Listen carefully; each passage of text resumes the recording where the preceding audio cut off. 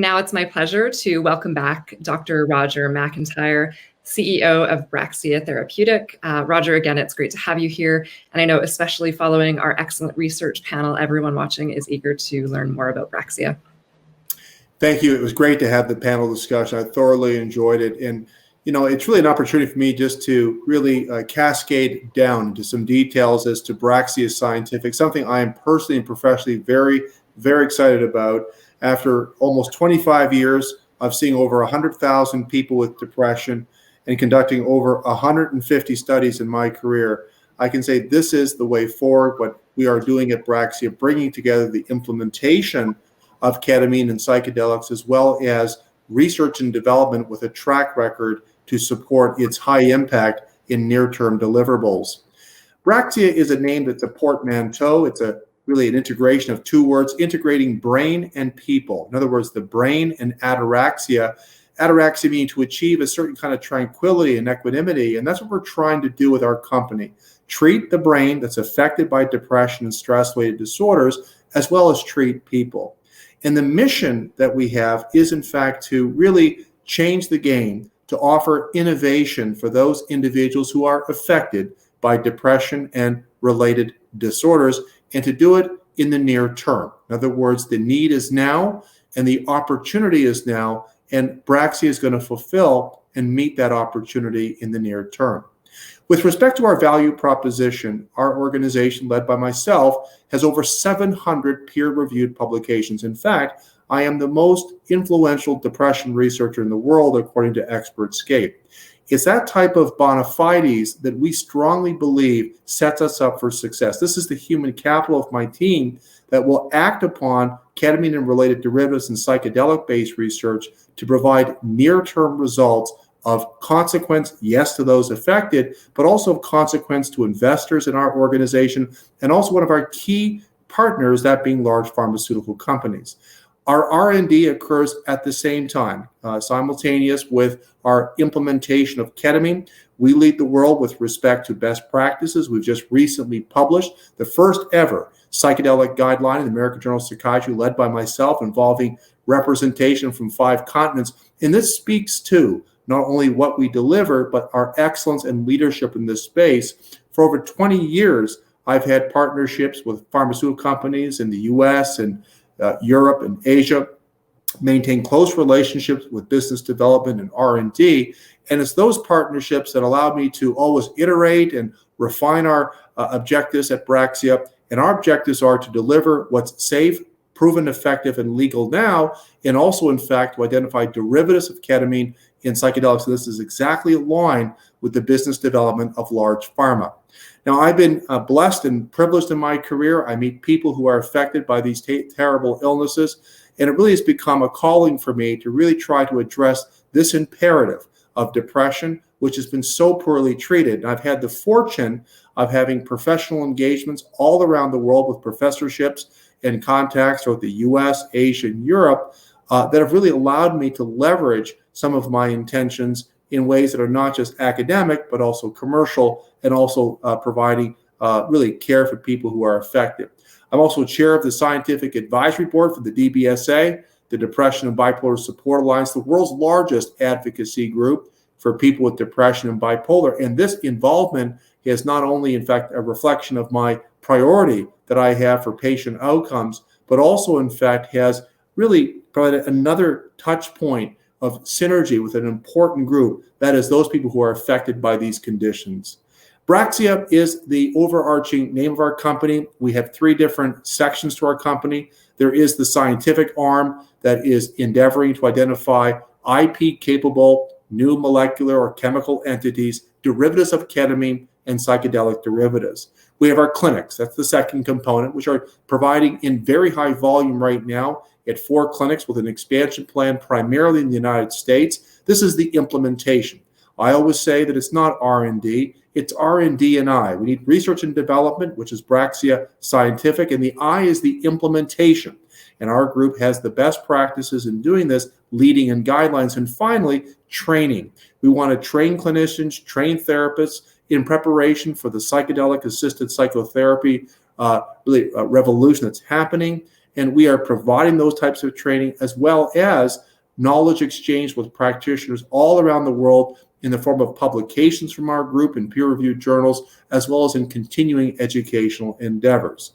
We know that depression is the leading cause of disability worldwide. In fact, mental and neurologic disorders account for about 25 to 30% of the world's disability right across the globe, including but not limited to depression, post-traumatic stress, and substance abuse.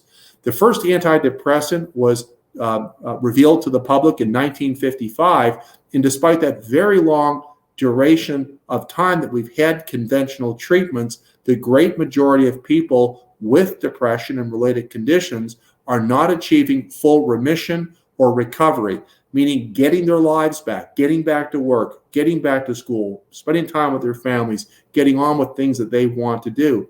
And this tremendous prevalence and the associated functional impairment has translated into extraordinary actuarial costs, whether we're looking at country-specific or looking at international estimates. We are talking in the hundreds of billions of dollars that are at stake. The patent cliff that has faced large pharma with respect to conventional antidepressants has provided the impetus to really, in fact, prioritize ketamine and derivatives as well as psychedelic derivatives as an innovative new wave of hopefully treatments that can not just attenuate depressive symptoms, but can provide for people full functional recovery. By this point, you've all heard that the FDA is assigning breakthrough status to ketamine and psychedelics and MDMA. And that type of language, that type of superlative is not very often really provided by FDA. It's also incumbent that any organization, especially an organization hoping to take products across the finish line with FDA, has the trust of their science. And that trust in science is a trust in the human capital, that is the people who are doing the research. And Braxia Scientific doesn't just have the track record, it has the partnerships and has the intangible, the trust that our research is leading research of high quality. And that's going to be critical for acquisitions and all types of partnerships with large pharma as we ultimately take these products to a regulatory approval. In my view, we have to, in fact, have implementation opportunities. In other words, we give ketamine according to best practices, and we do it in a way that is high volume and obviously in a way that helps people and is highly profitable. At the same time, we conduct R&D guided by our experience, patient selection, the right personnel, the right medication. These are all key active ingredients in any successful R&D program. And the only organization that can do this is us, because we in fact have this as the track record behind us.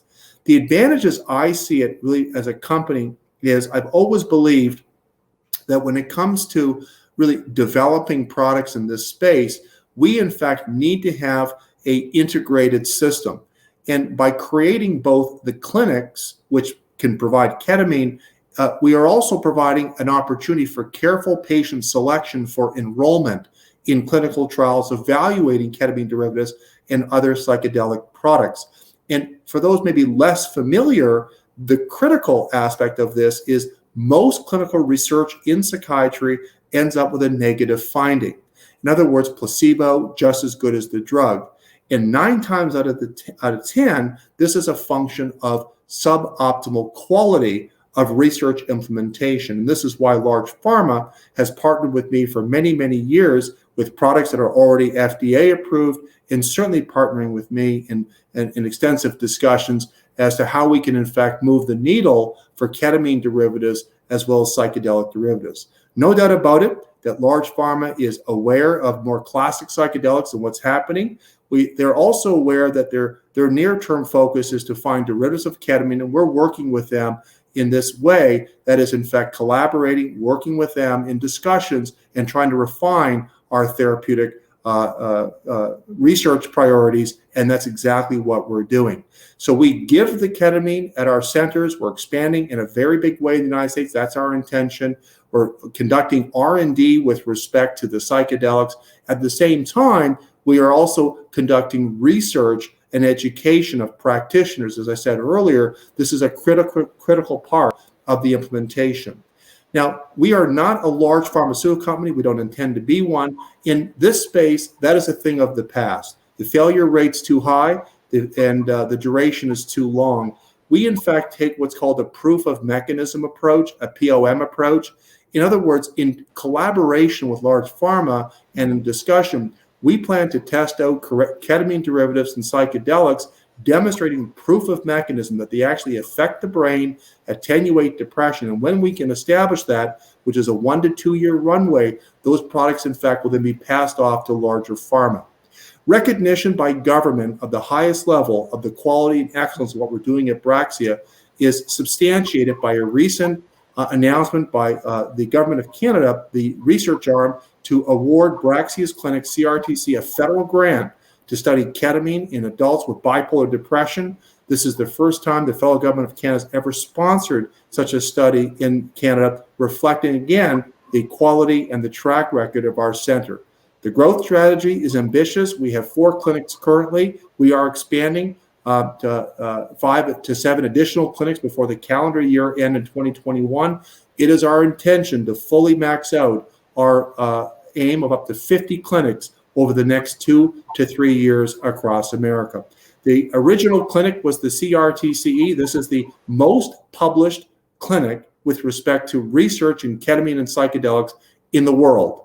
And this clinic represents the exemplar, in other words, the example of how we're going to conduct ketamine implementation, give it to those who require it, and also, in fact, how we're going to be conducting research. And this was the first center in all of Canada to conduct a randomized controlled trial with psilocybin versus placebo in adults with depression. I have learned throughout my career that the chance of success only can be greater if you've got great people working with you. We have a great team behind me and working alongside me in not only the scientific arm, but also in the clinical arm, and of course, in our education arm. And I have all the confidence in the world that with the vision, with the human capital, with our momentum so far, and certainly the people who are on the board and management team and so on, that we're going to realize our success. Here's our capital structure I'll leave with you. I'll just finalize my comments by saying, hey, it's been a wonderful discussion. As an advocate, as an entrepreneur, as an academic, as a scientist, and as a psychiatrist, I am extraordinarily excited about what we're going to do with Braxia, and I look forward to having some more conversation with you all. That's great, Dr. McIntyre. Thank you for sharing your presentation with us. We've had the great pleasure of getting to know you through some of our work together over the last little while, and we know that you boast a very impressive resume. You're a member of the University Health Network. You're a professor at multiple universities. You've been named the world's most influential, one of the world's most influential scientific minds more than a few times. You're published in the American Journal of Psychiatry, and if I'm remembering correctly, you've treated more than 100,000 people living with depression. So you're clearly an expert in mental health treatment, and I am wondering, from your perspective, why should investors be focusing on the opportunities around ketamine, and what do you think could be the next breakthrough for depression? Well, because there's no way to predict the future except by looking at the past. In the past, it has been for 25 years, my center has led the world in R&D in depression therapeutics, according to external objective evidence. And I think as an investor who wants, in fact, to have a significant return, as well as make impact, you want to have confidence. It's no different than anything else, that who, in fact, you're investing in has that track record. There's nothing more successful than success, and we've had it more than anyone else in the world. And we have an obligation, and the obligation is that success should be translated into generating innovative treatments for those who are affected, and our obligation is to do that, to address that imperative, at the same time reward individuals and organizations and institutions that invest in our company. So the reason to invest in Braxia is because there's nothing more successful than success. I couldn't agree with you more. And now when we're looking to, the size of this space, there are a lot of numbers and projections that we're seeing, but one that we've heard recently is in and around the psychedelic assisted therapy market in the United States. Some projections indicate that it could exceed revenues of up to 13 billion by 2040. And I'm wondering, given that projection, how is Braxia set up to capitalize on that boom? Those estimates are within the realm of believable. It's always easier to believe what's believable. Those estimates are believable. Sure. And I do see it going there. What Braxia is doing is several-fold. First, Braxia has clinics in Canada, and then again has the primary expansion plan across America. And you need to have the clinics, the brick and mortar, to be able to, in fact, allow people to have access to the service, not just clinically, but also R&D. Secondly, what you need to do is you need to have the ability to know how that psychotherapy should look. So we are conducting training institutes at our center, reflecting our bona fides in conducting psychedelic-assisted psychotherapy, but also we're going to be implementing it in our research programs across America. Here's the third point, which I think is really important for investors to be aware of. It's really no different than, frankly, the consumer division, and that's bricks and clicks. In other words, we're going to have bricks where people are going to come in the brick and mortar, come to our centers, receive care, and participate in our research. The click is that we need to find ways to integrate virtual reality as well as telehealth. There has never been, and there never will be, enough therapists to populate clinics to achieve those numbers that you just cited.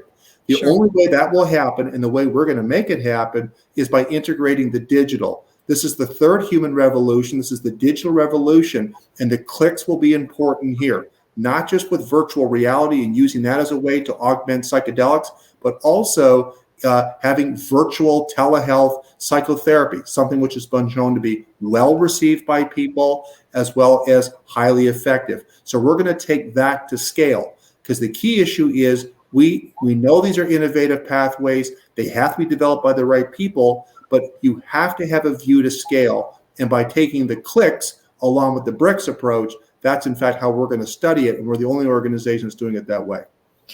No, that's all great. And just looking at innovation, Braxia is doing, a number of really interesting things in the space. You touched on the grant that was recently awarded to the company by the government of Canada to fund the trial into, bipolar depression using ketamine as a treatment.